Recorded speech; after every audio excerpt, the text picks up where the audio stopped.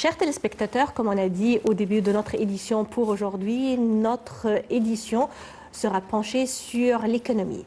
La performance économique égyptienne, la vision de l'Égypte 2030 et également comment des institutions financières internationales telles que Moody's donnent des perspectives et également des suggestions en ce qui concerne une action et une performance positive pour l'économie égyptienne.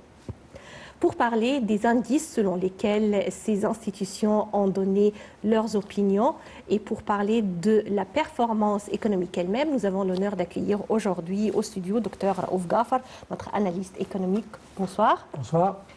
Quand on parle, Dr Raouf Ghaffar, cette fois-ci des institutions internationales telles que le Fonds monétaire international ou des institutions comme Moody's qui travaillent sur des plans internationaux, on doit dire que leurs opinions sont respectées sur le niveau international puisque plus ou moins ce sont des opinions neutres basées sur des données. C'est ça. Alors, selon vous, les indices selon lesquels ces institutions ont dit que la performance économique égyptienne actuellement est positive et l'économie égyptienne se trouve sur les bons rails? Absolument. Ce genre d'institutions, ce genre d'agence internationale, comme vous l'avez dit, base ces rapports sur des vérités, c'est-à-dire ils étudient et puis ils analysent et ils se basent sur les chiffres et les figures, pas déclarés par le gouvernement, mais bien étudiés par disons, des employés de ces agences qui existent dans les différents pays et qui observent tout ce qui arrive. Et ils prennent note et c'est justement à base de ça qu'ils écrivent leur rapport et ils commencent à analyser l'état économique de chaque pays. Dans notre cas, ça a été fait, cet exercice a été fait et ils ont abouti, comme vous l'avez dit, encore une fois, au fait que l'économie égyptienne a pu résister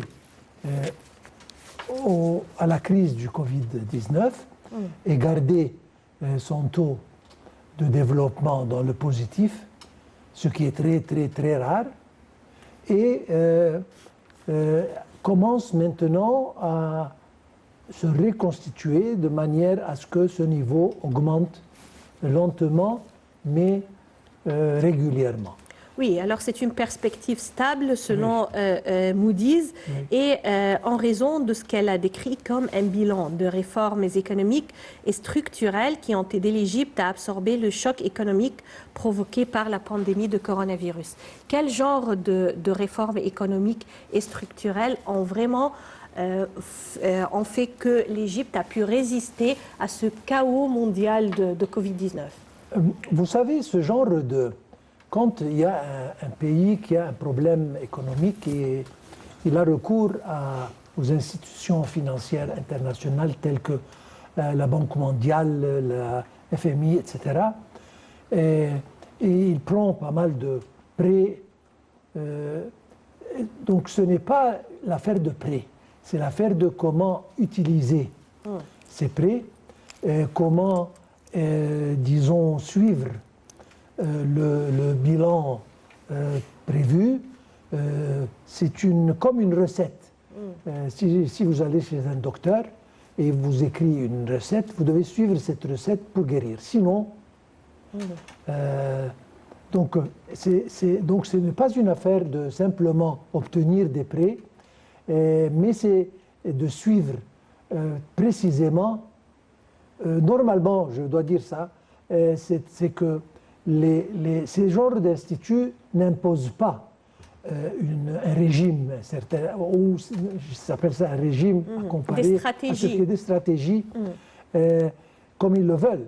Mais ils se mettent d'accord avec le pays de façon à ce que les deux acceptent la formule qui peut être bien implémentée.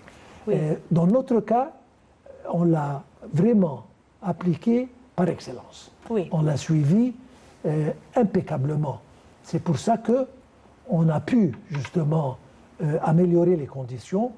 Et nous avons vu qu'un grand chiffre de ces prêts a été dirigé vers les infrastructures. Et ça tombe dans la vision un peu à long terme, c'est-à-dire paver le chemin, infrastructures, réseaux routiers, stations électriques, etc., pour avoir tout ce qu'il faut pour essayer d'attirer les investisseurs et locaux et arabes et internationaux envers l'Égypte. Et c'est justement ça qui nous a placés dans le positif avec un taux de développement assez élevé à l'époque, tout en employant beaucoup de main-d'œuvre, surtout dans les méga-projets et projets d'infrastructure. Donc on a encore baissé le taux de chômage et tous ces facteurs ont aidé l'Égypte à, comme je viens de dire et comme vous l'avez dit, à résister à la crise du Covid-19 et à traverser ces temps très difficiles tout en gardant le taux positif. Oui, alors il y avait des indices, il y avait des éléments qui ont contribué à cette performance positive de l'économie égyptienne, parmi lesquels on peut citer par exemple la bonne gouvernance, on peut citer le passage au numérique qui vraiment a contribué à résister face à cette vague de chaos international concernant la Covid-19 et également l'inclusion monétaire financière qui a été suggérée par le président Abdel Fattah el-Sisi dès sa nomination à la tête de l'État et son élection en 2014. Cette inclusion monétaire vraiment joue un rôle important en ce qui concerne non seulement l'attraction des fonds et des investissements directs, mais également c'est d'effacer ce qu'on appelle l'économie parallèle. Absolument. C'est-à-dire, j'ai dit, l'exécution impeccable du programme de la réforme, mais le président avait toujours la clairvoyance et c'était justement, je viens de l'écouter en disant, on doit rêver. Il rêvait d'une Égypte contemporaine, une Égypte avancée, industrialisée. Et c'est pour ça qu'il a mis en tête de transformer l'Égypte en un pays qui se développe assez rapidement et espérons bien que d'ici quelques années, on peut nous comparer aux pays vraiment industrialisés. Et c'est pour ça, encore une fois, non seulement les réformes économiques, l'inclusion financière, etc., il y a des efforts colossaux sur le problème de l'inclusion qui, justement, prend lieu jusqu'à présent. Nous avons toujours ce problème. On essaye d'une façon ou d'une autre, parce que si on parle de 50, 60 et peut-être plus % de l'économie qui s'appelle, disons, clandestine, qui s'appelle grise, comme si vous voulez l'appeler, c'est un malheur. Donc on doit, d'une façon ou d'une autre, transformer cette économie, ce pourcentage prodigieux, en économie officielle de l'État. Oui. Et c'est justement ce qu'on fait. Et en plus, et ça, à mon idée et à mon opinion, ça aide beaucoup, c'est l'importance que le président et l'administration ont donnée à l'individu égyptien. On parle de vie saine, on parle de vie décente, exactement. Et ce qui concerne un logement respectable, une santé meilleure, une éducation meilleure, ce sont tous ces facteurs qui aident à élever le niveau du citoyen égyptien et par conséquent le niveau de l'Égypte en général. Oui, alors il y a, comme on a dit, plusieurs indices, parmi lesquels, par exemple, la promotion et l'encouragement de petites et moyennes entreprises, les micro-projets qui sont actuellement financés par l'État avec des programmes structurés pour aider les femmes, pour aider la jeune génération à commencer des projets et à également connaître comment être sur le marché et comment faire marcher un projet comme il le faut selon les études de faisabilité. Ce genre de projet n'était pas vraiment très encouragé ou très bien accueilli par les Égyptiens qui cherchaient auparavant un poste officiel, gouvernemental, travailler sous la houlette de l'État et ne pas faire l'effort, ne pas prendre des risques. Et comme ça, c'était une administration tout à fait inefficace, si j'ose le dire. Aujourd'hui, en donnant l'occasion à la jeune génération, à la femme, de commencer ces projets qui commencent par des micro-projets avec 500 livres, par exemple, comme capital, ça donne envie et enthousiasme aux générations qui se trouvent actuellement en Égypte afin de se lancer dans ce domaine et de vraiment contribuer à une performance positive de l'économie. Tout à fait. L'économie, la définition d'économie, c'est l'utilisation des ressources disponibles le meilleur possible pour faire le plus grand bénéfice.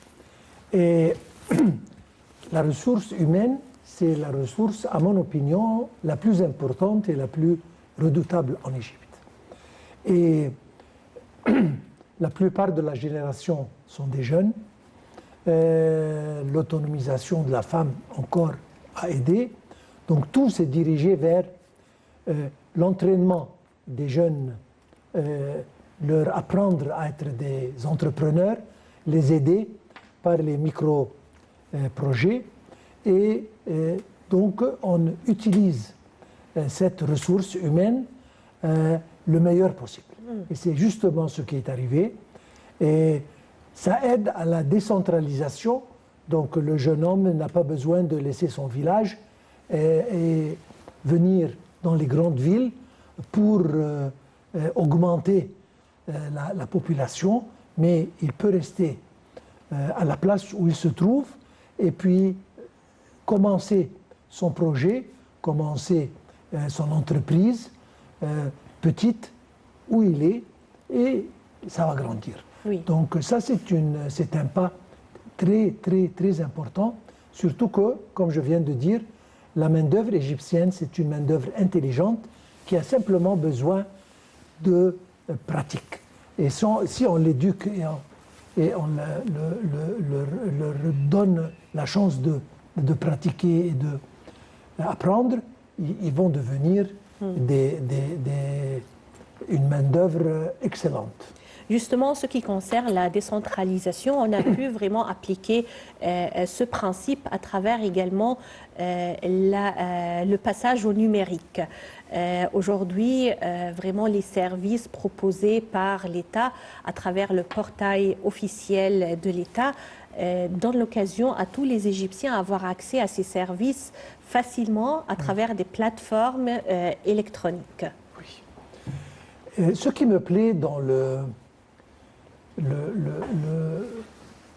comment pense notre président, c'est qu'il commence où les autres ont terminé. C'est-à-dire, on ne commence pas de zéro, mais on essaye d'assimiler les technologies qui existent et puis construire sur ça.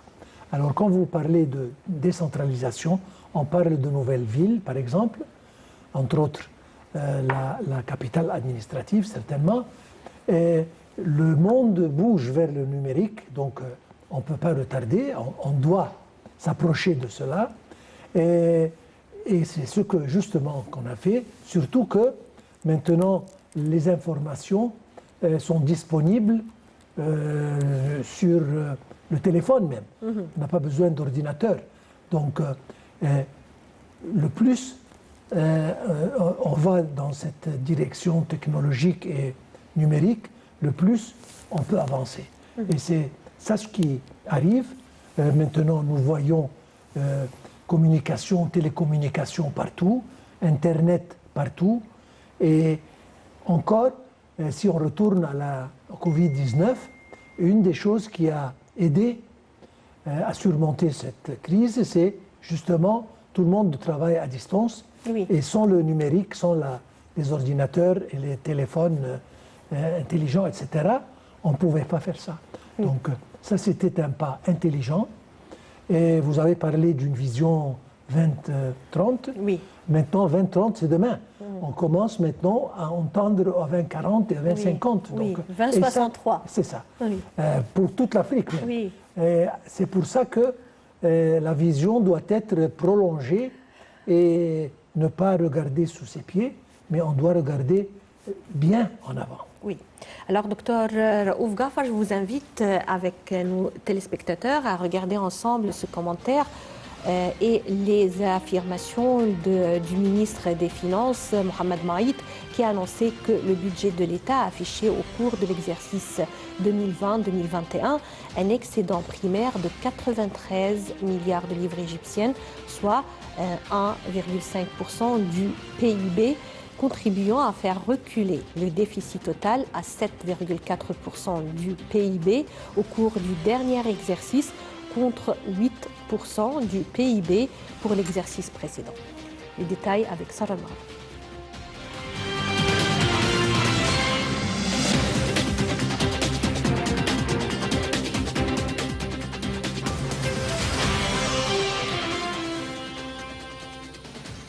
Le budget de l'État a affiché au cours de l'exercice 2020-2021 un excédent primaire de 93,1 milliards de livres égyptiennes, soit 1,5% du PIB, contribuant à faire reculer le déficit total à 7,4% du PIB au cours du dernier exercice, contre 8% du PIB pour l'exercice précédent. C'est ce qu'a annoncé le ministre des Finances, Mohamed Maït. Ces propos ont été tenus lors de l'examen par le ministre des Finances pendant une réunion du Conseil des ministres au siège du gouvernement dans la nouvelle cité d'El Alamein, dirigée par Mostafa Madbouli, les résultats préliminaires de la performance financière pour l'année 2020-2021. Le ministère des Finances a réussi à prendre les mesures appropriées pour stimuler l'économie malgré les répercussions négatives de la pandémie sur l'activité économique au niveau mondial et local. Et d'ajouter que le budget de l'État avait enregistré au cours du dernier exercice un excédent primaire de 93,1 milliards de livres égyptiennes, malgré le souci du gouvernement de répondre aux exigences croissantes de tous les besoins des différents secteurs, notamment la santé et l'enseignement.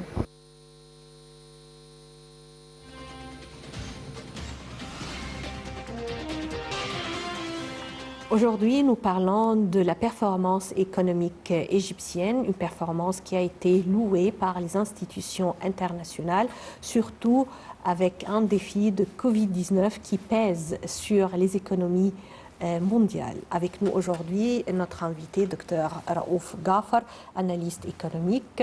Bienvenue encore une fois sur notre plateau. On parlait des indices de cette performance économique positive de l'Égypte.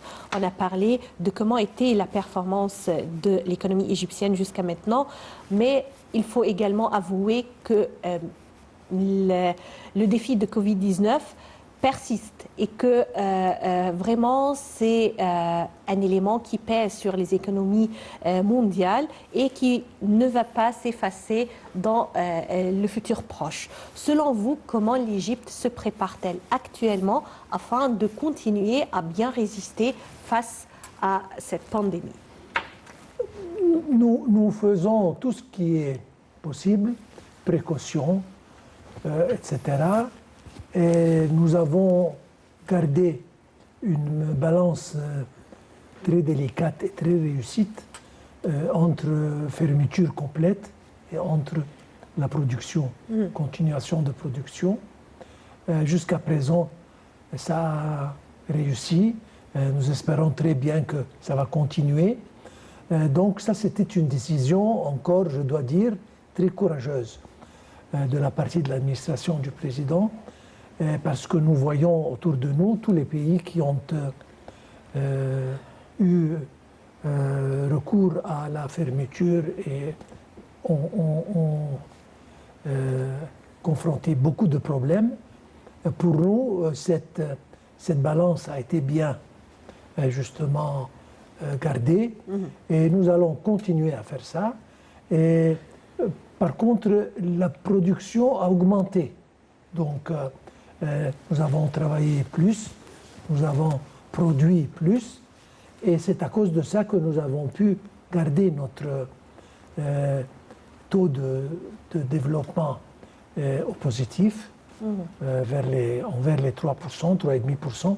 Ça augmente petit à petit. Espérons bien que d'ici l'année prochaine, peut-être, on va arriver aux 5% et même plus, nous l'espérons bien. Mais je pense que c'est à cause de ça. Et il y a un plan pour la vaccination de tout le monde. On commence à fabriquer les vaccins en Égypte. Donc, je veux dire que disons une vision intégrale. Il pense à tout, pour que tout va en parallèle et pour que tout s'avance en même temps. Et c'est pour ça qu'on a pu justement persister, comme vous l'avez bien dit, et nous allons, espérons bien, continuer parce que, à mon opinion, nous sommes sur la bonne voie. Également, quand vous l'avez mentionné, Dr Raouf Ghaffar, parmi les objectifs de l'Égypte, c'est attirer plus d'investissements étrangers directs.